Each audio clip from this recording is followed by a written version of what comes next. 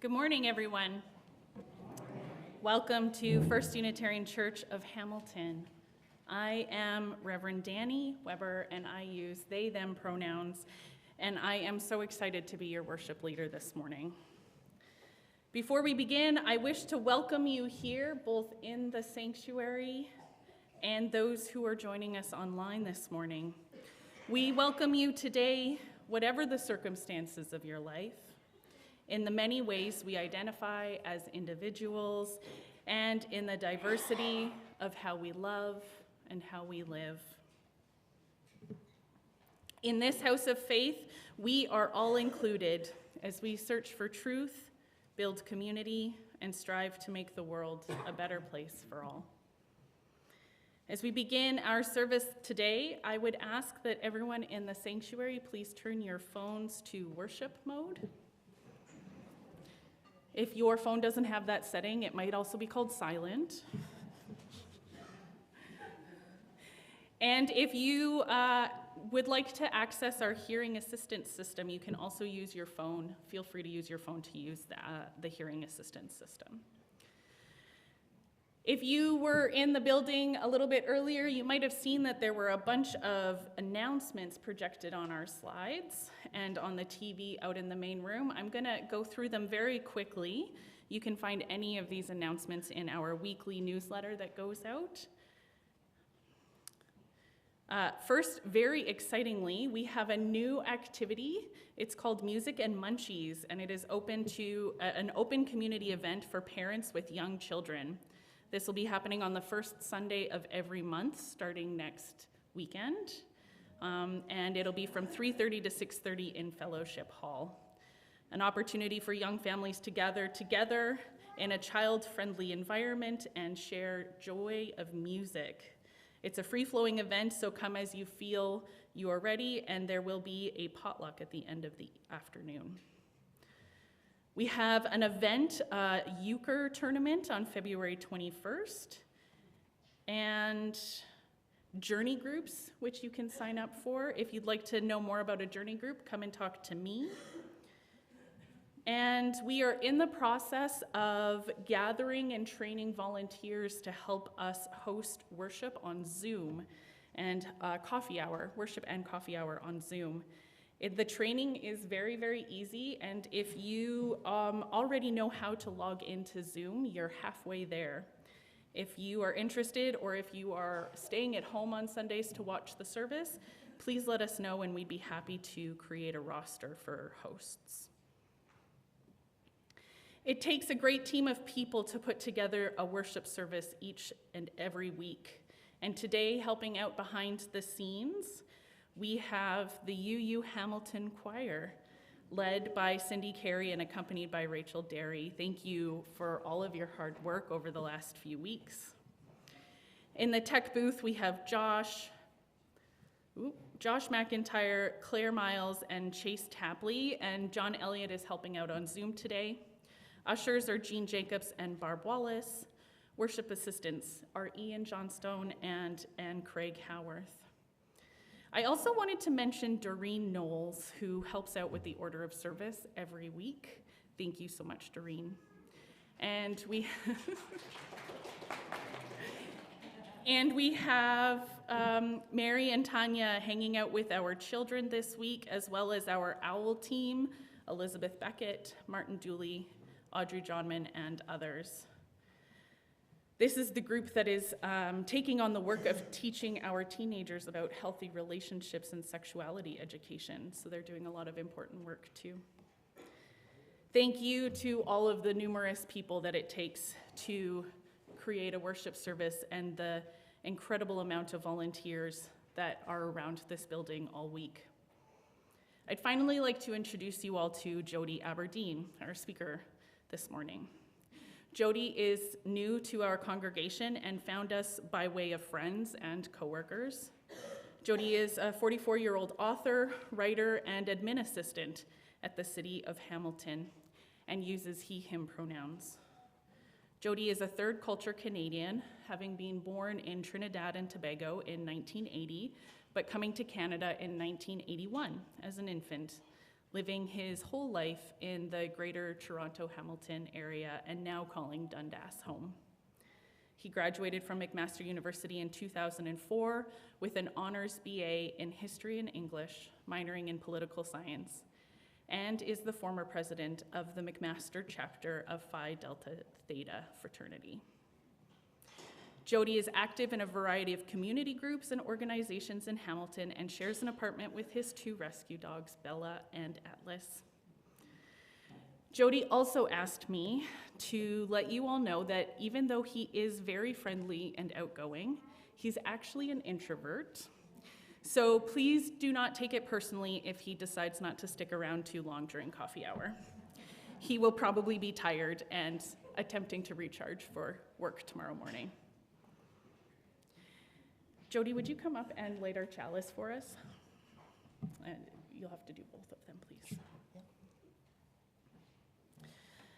This chalice in the center is the one for our congregation. The little rainbow is our children's chalice, and we also have the choir chalice up here this week. You have to take this piece off.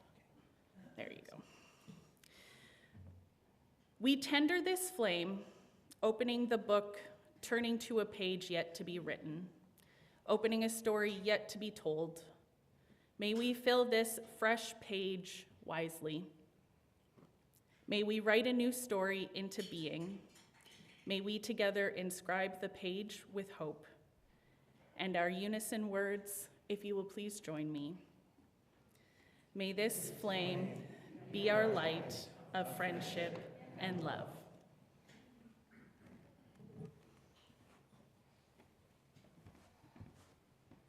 Good morning. So Richard Douglas Chin, hi, gave a great land acknowledgement message last week, so I'm just borrowing from that again today.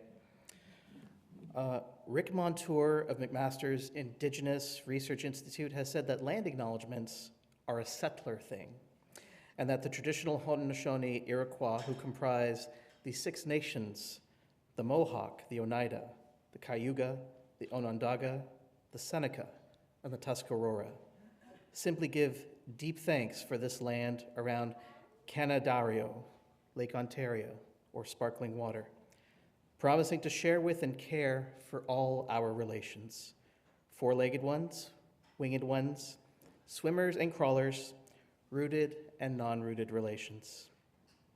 In that spirit, knowing our UU Church is built on this very same land, we give thanks for all our relations.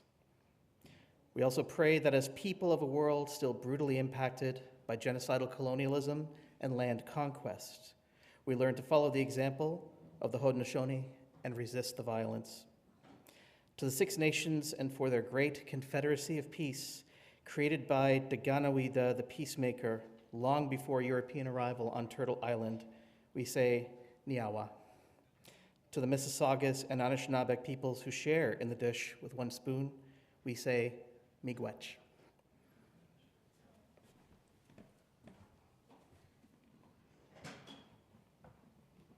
Our call to worship this morning is from Reverend Lynn Cox, invitation to join the journey.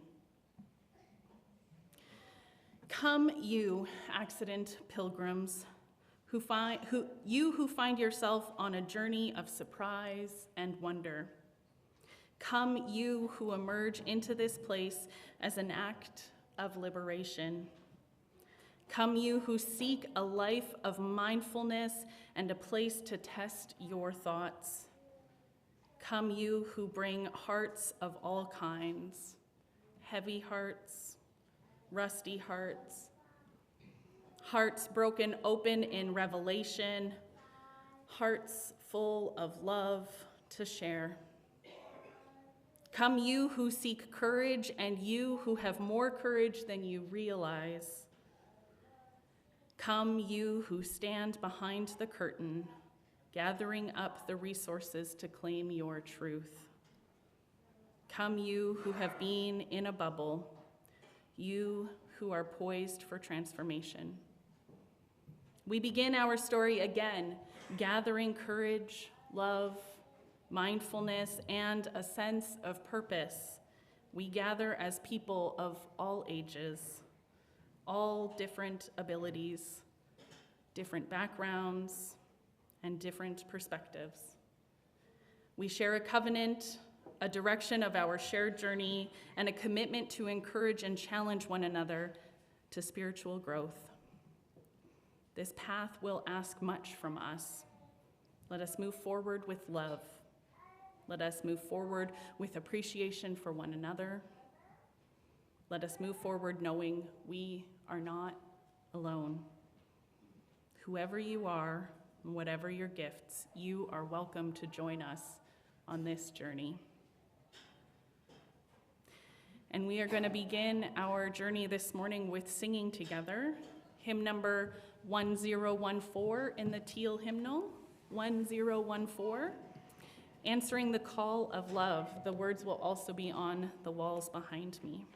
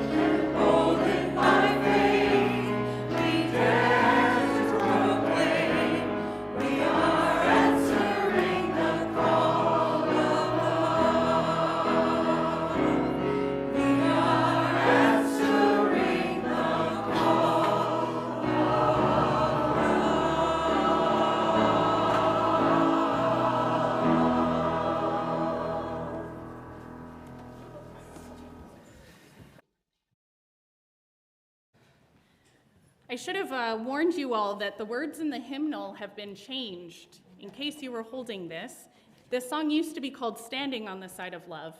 And after many of our peers who have disabilities talked about how it felt very exclusionary to only be able to stand on the side of love, the author chose to change the language.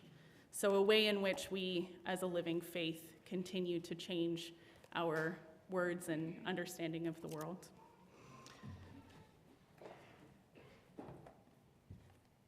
Now, before I do the Time for All Ages, I have one last announcement to share with all of you. It happens to be Ursa's 11th birthday and maybe Nikolai's 14th birthday. And so we thought maybe we would sing happy birthday to them today. Happy birthday to you. Happy birthday to you. Happy birthday, dear Ursa and Nikolai. Happy birthday to you.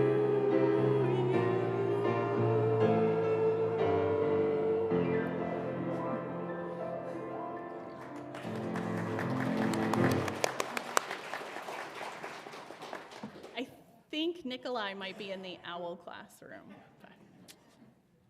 All right, our story this morning was written by April Rosario, and it's entitled The Storyteller. Once upon a time, long, long ago, in a small village, lived an old woman known as the Storyteller.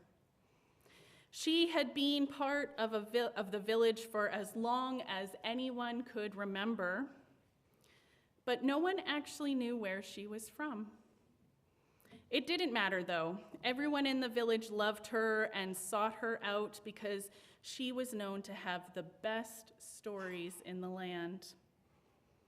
She had a story for everything. Stories for times of joy, stories for times of sorrow, triumph and loss. Stories for when you were hurt or excited, stories that taught about love, and stories that shared wisdom about what to do when you were afraid. Every night she would light her fire and wait for folks to join her. And every night they did one at a time to ask for the kind of stories that they needed to hear. When she was done, the villagers would ask her if there was anything they could give her in payment for her stories, and her answer was always the same. Yes, she would say. You can tell me a tale from your life. But the villagers rarely did.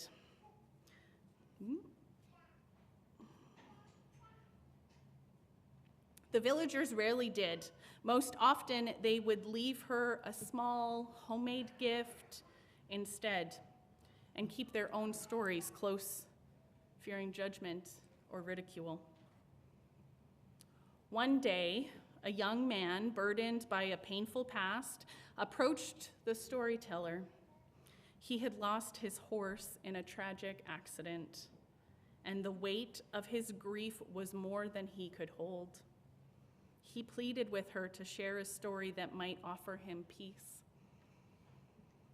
The storyteller, with a gentle smile, replied, "The most powerful stories are not the ones that we hear, but the ones that we tell. Your story, though heavy, holds the key to healing." Hesitantly, the young man began to share his tale of loss, his voice trembling. As he spoke, the storyteller listened attentively, her eyes reflecting a deep understanding. And as villagers passed by her fire, they paused to hear what the young man was saying. The storyteller motioned for them to sit down, and they did, one after another, more and more. When he finished, the storyteller shared a story of her own, a tale of a young girl who had also had loss in her life, but found strength in sharing her grief with others. When she finished, another villager shared a story, and then another, and another. As the night went on and the fire burned hot and bright, they began to realize that their pain was not unique, that others had walked similar paths, and that by sharing their own stories, they could offer comfort and support to each other who might be struggling in silence. The next morning, the storyteller was gone, and by her fire was a note that read, You don't need me anymore, for you have each other, and together you have more stories than you will ever need. If you just remember to share them. From that day on, each of the villagers took turns at night lighting the fire and sharing their stories. The story circles grew and grew until eventually the whole village was there taking turns, listening and sharing stories for the time of joy, times of sorrow, triumph, and loss. And that's the end of our story this morning. Sometimes there are children in our sanctuary, and sometimes they are already in other places around our building. As a community, we are exploring new practices and rituals, and we know that the way our community gathers is shifting and changing. So the worship and CYRE teams would like to practice not singing the children out to their classrooms for a little while. If there are any kids here that would like to go into the classrooms for some time to play and conversation, they are welcome to head out with their parents now, and we're going to continue with our service.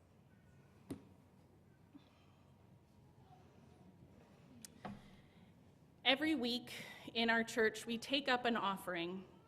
It's good to remind ourselves from time to time that the offering is symbolic as well as practical. We know that it is through pledges that we build our budget and fund our yearly programs and ministries of worship, religious education.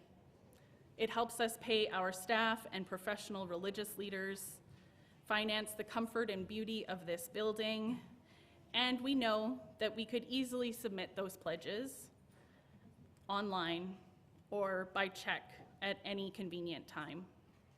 But we pass the plate during our worship services to make a community expression of thanks for the blessing of abundance, to visibly bring in the harvest at this most cherished hour of our week.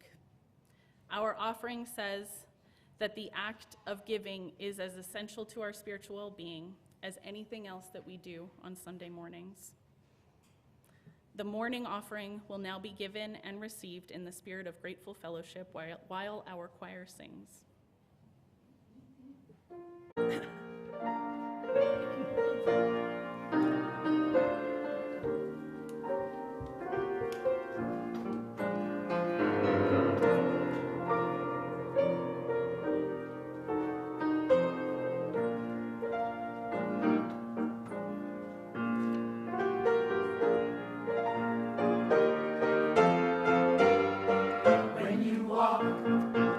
Through a storm, hold your head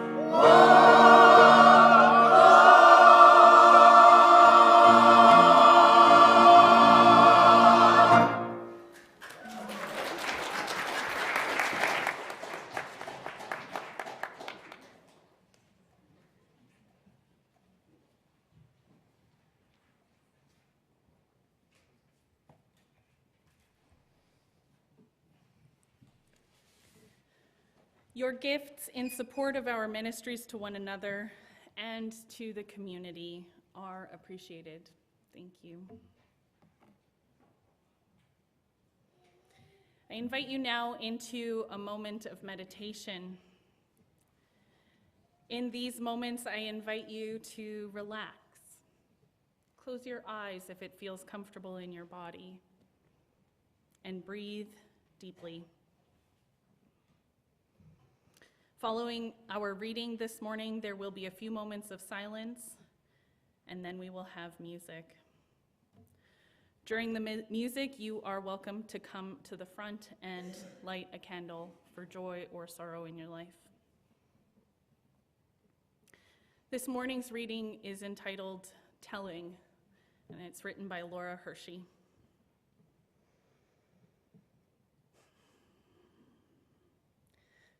What you risk telling your story. You might bore them. Your voice will break. Your ink will spill and you will stain your coat. No one will understand. Their eyes become fences. You will park yourself forever on the outside. Your differentness, once and for all revealed, dangerous. The names you give to yourself will become epithets. Your happiness will be called bravery, denial. Your sadness will justify their pity. Your fear will magnify their fears. Everything you say will prove something about their God or their economic system. Your feelings that change day to day, kaleidoscopic, will freeze in place, brand you forever. Justify anything they decide to do with you. Those with power can afford to tell their story or not. Those without power risk everything to tell their story and must. Someone, somewhere, will hear your story and decide to fight, to live, and refuse compromise. Someone else will tell their own story, risking everything.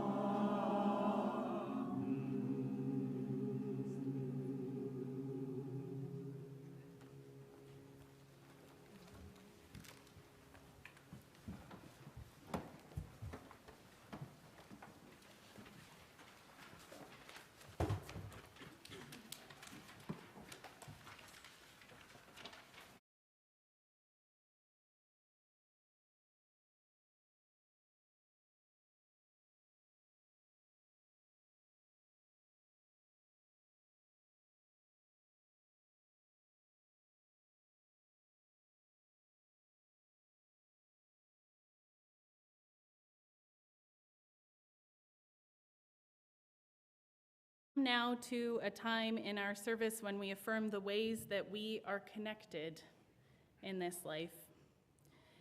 As we live into the truth that what affects one of us affects us all. In a spirit of community care, let us open our hearts to one another and all that we hold sacred. It is with deep sorrow that I share that Roy Dickinson passed away peacefully at home Thursday evening with his wife by his side.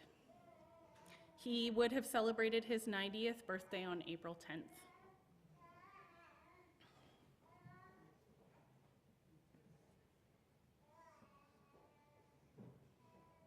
We light this memorial candle to honor Roy's life and to hold Pat and all of their family members in our hearts at this time. Melanie Parrish also sends news that her father, Mel Parrish, died Tuesday morning. Our thoughts are with Melanie, Seela, Xander, Emerson, and Mel as they grieve his death. He had been cared for at home by his granddaughter Seela for several years until recently when he moved into a care home. Seela and Xander are living in the family home in New Mexico. She is attending school and he was doing a co-op placement. Melanie flew down to New Mexico to be with them and plan the funeral. Death, when people are distant from one another, is especially hard. We hold them in our hearts today.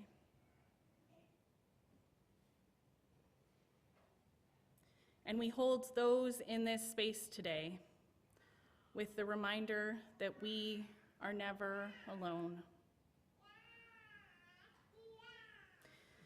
Alongside the struggles and sorrows of life, there are also joys to share. Charlotte is trying to tell us about some of them.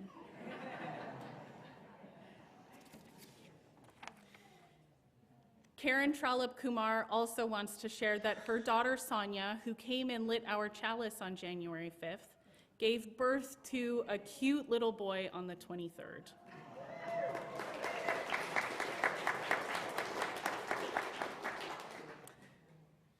Is it Kyra? Where is Karen? Kyra? Is it?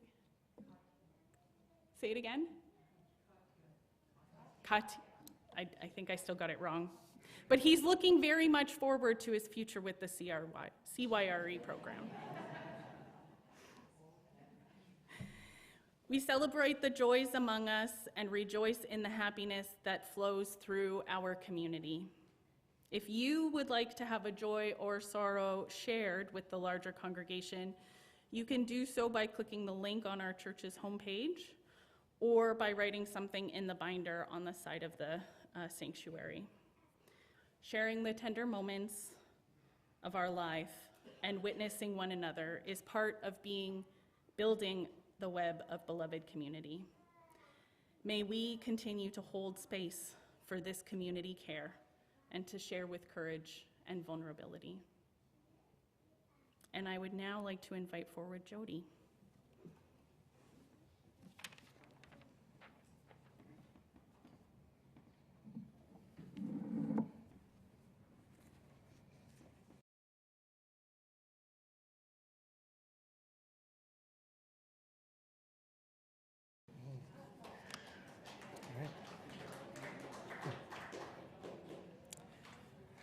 So, as I write this first sentence, it's Monday. I have the U.S. presidential inauguration streaming in the background of my living room as I work from home. It's 11:50 a.m., and I have no idea what's coming next. By the time you hear this on Sunday morning, whatever's going to happen has happened, potentially as I'm still writing the second sentence. And we're dealing with whatever all of that is right now as I read these words. I just wanted to timestamp this part of the homily so you understand the energy I had when I started writing it. It may be very different by the time I finish it. The worship theme for this month has been story, And as a creative writer and an avid fan of many books, films, and TV shows over the years, as well as someone, as Danny mentioned, with an education in history, English, and politics, I'm delighted to close out the January worship theme with this question.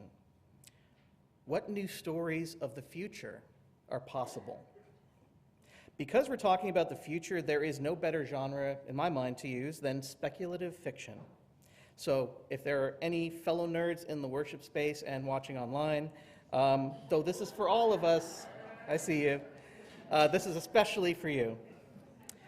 And for those of you who went to school in the 80s and 90s, I'm taking a risk, this is the worship service version of when the teacher would roll in the TV VCR machine at the start of class, right? Okay, great, so please enjoy.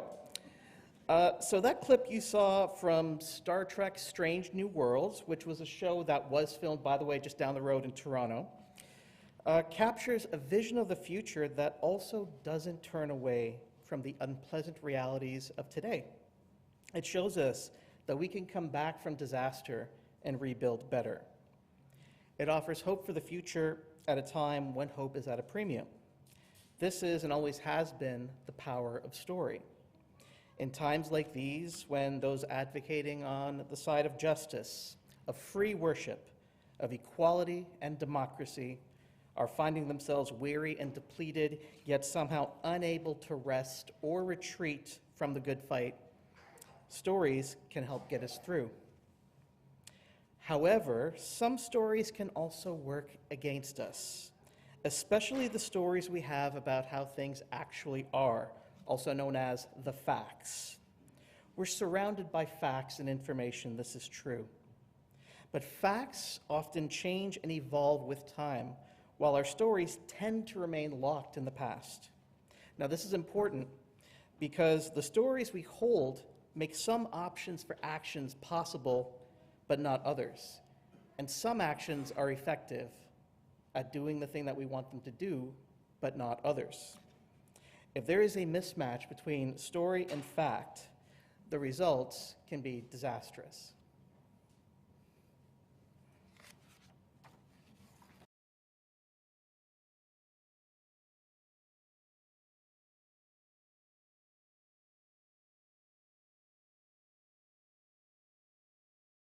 So, additional context. Kennedy approached the Cuban Missile Crisis knowing that U.S. military doctrine at the time was based on the lessons of World War II. In this case, the appeasement of Hitler, when the Allies allowed him to expand into many neighboring countries unchallenged until he crossed a line that they couldn't accept. Peace at any price had led to war. And so when the Soviets put nuclear missiles in Cuba, the doctrine called for the U.S. to hit them back right away. But Kennedy understood that this was a new world and that any miscalculation could lead to nuclear war. He had to tell a new story of warfare adapted for the nuclear age, because if he made decisions within the old story, it could cost everything. Let's shift gears for a moment. I want you to ask yourself right now, where in your life are you fighting the last war? What stories about yourself and your life, who you are, where or who you feel you need to be, are based on stories from years, even decades ago? What new story could you tell about yourself if you just let go of the old ones? How many of your relationships with family, friends, enemies, partners, current and former, are based on old stories about them and you that may no longer be true and haven't been true for a long time? We also have stories about the human-made world, our governments and workplaces, our entertainments, sports teams. How old are they? Do they correspond with the facts? So one of my favorite quotes from the TV show Lost goes like this, quote, "Some people are made to suffer. That's why the Boston Red Sox will never win the World Series." Fact. They won the World Series the same year that that line was spoken on the show. What about your story about your God or gods spirits, ancestors, with faith generally or lack thereof? How about with the Bible specifically? Now, I'm entering into this congregation as a former Presbyterian kid and a longtime agnostic since. My first book as a kid was an illustrated children's book of Bible stories that a door-to-door Jehovah's Witness gave us when I was just 4. I'm lucky to have had only positive, direct experiences with Christianity outside of theoretical disagreements, and yeah, that's been my lived experience. But my existence was never put into doubt during my time as a Christian the way that it has been and continues to be for so many. Many of you have stories about the Bible, Christianity, even Jesus Christ himself, that they're all sources of intolerance, homophobia, transphobia, xenophobia, and very real possibilities of harm. And your lived experiences, many of you, certainly those facts give you good reason to hold those views. The Bible has been invoked by many awful people to justify many awful things over the last several centuries. A queer Jewish friend of mine has said at times that they look at Christians the way that a gazelle regards a group of lions in the distance. I get it. Many people here have a common story, informed by perfectly valid lived experience, that we should avoid anything remotely Christian or having to do with the Bible.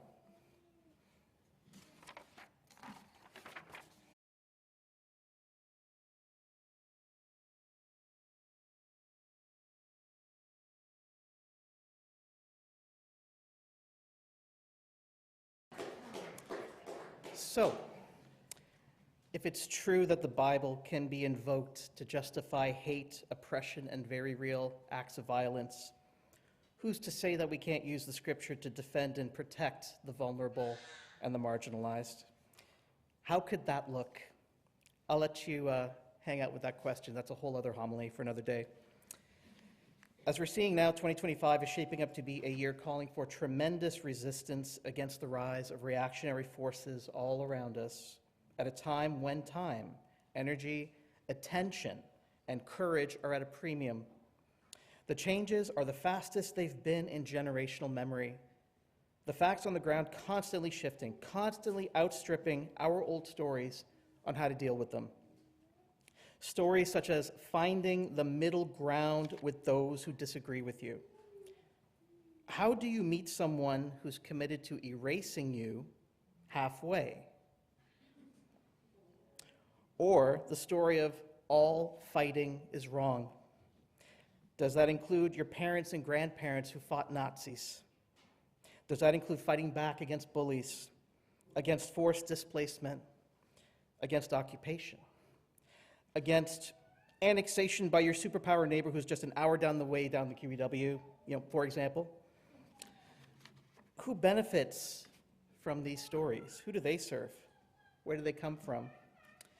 Could those stories have come from a very specific time in history when things were really good for a specific group of people? A one-time sliver of years that's long since gone and is not coming back, no matter what some politicians tell you.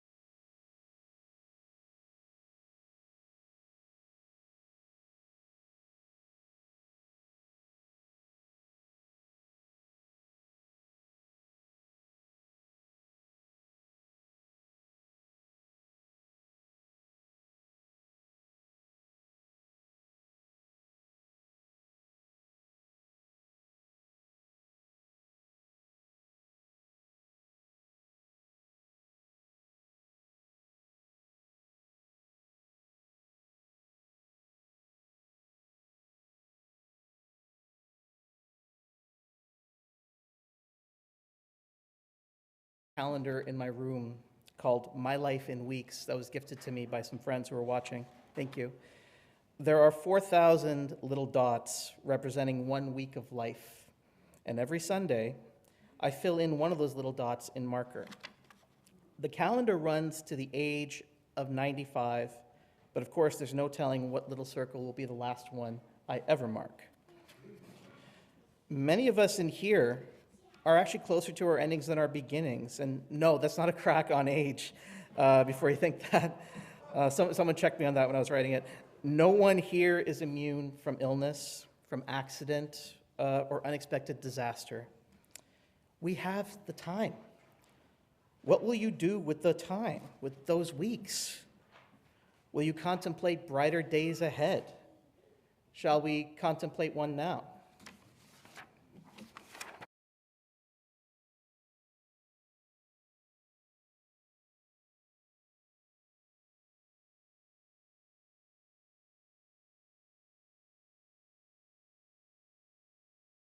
I told you earlier that I'm a writer.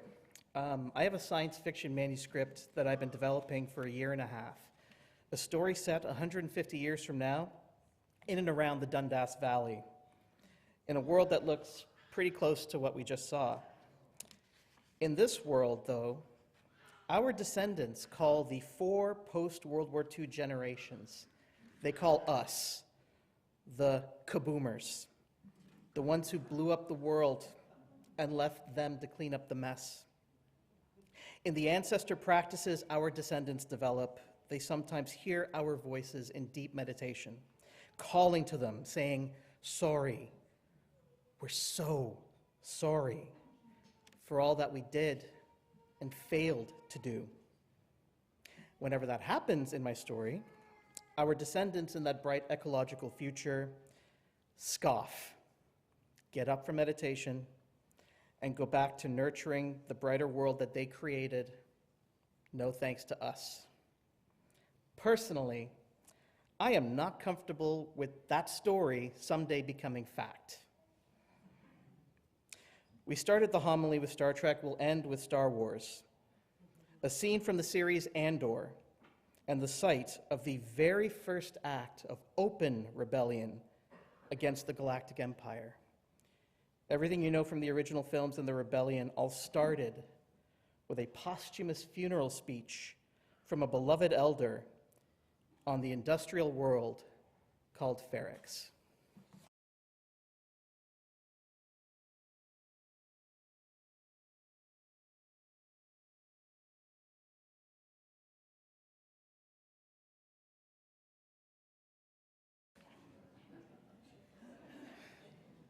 It's Sunday, January 26th, 11:37 a.m. as I close out this homily. February starts in 6 days. How will you spend the next week and whatever's left of your 4,000-week allotment on this planet? What story will you write for the rest of 2025 for yourself and the world? What will you make possible?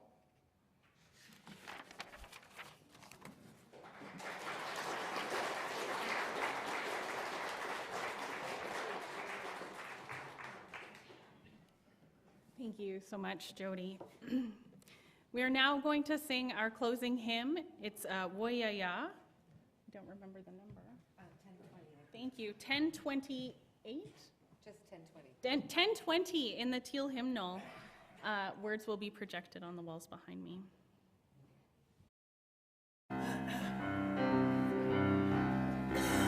We are going, heaven knows where we are going, but we know when, and we will get there. Heaven knows how we will get there, but we know we will. It will be hard.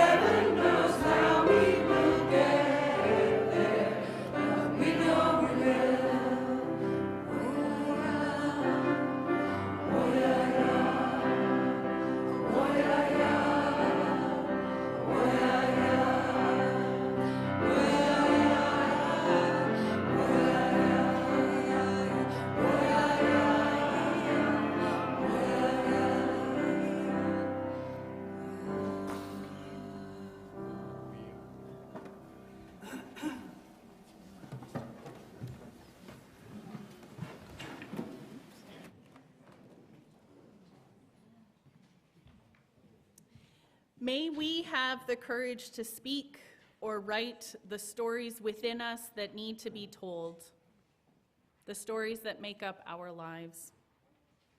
May we listen with a loving mind and heart to the stories of others' lives, others here in this church, and others in our wider community and world. Let us choose with care the stories that we teach to our children, remembering that all of our stories have power and that all of our stories are connected, for all of life is connected. In the name of all that is sacred in these gathered hearts, may it be so, and may we make it so.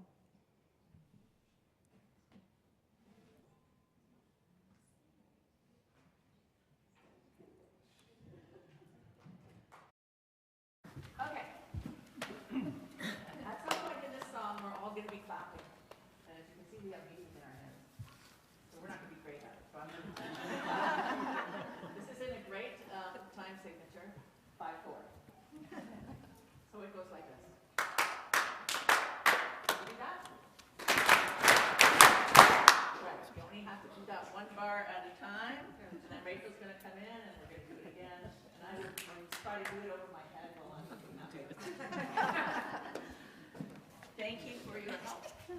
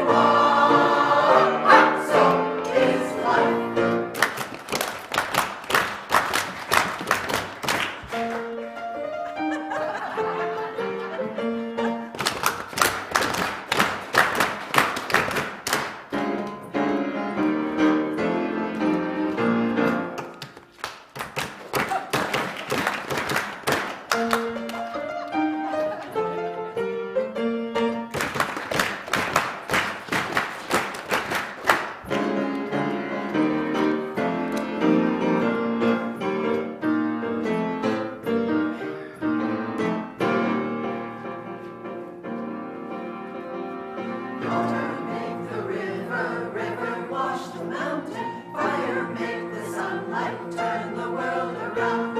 Heart is of the river, body's of the mountain. Spirit is the sunlight, turn the world around.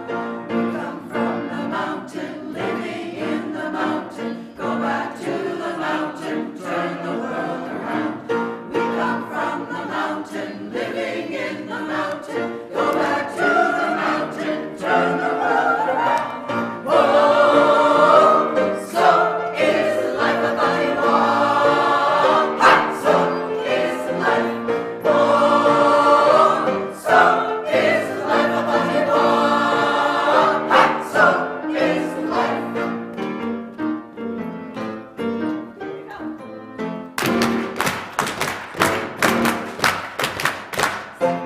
So is life.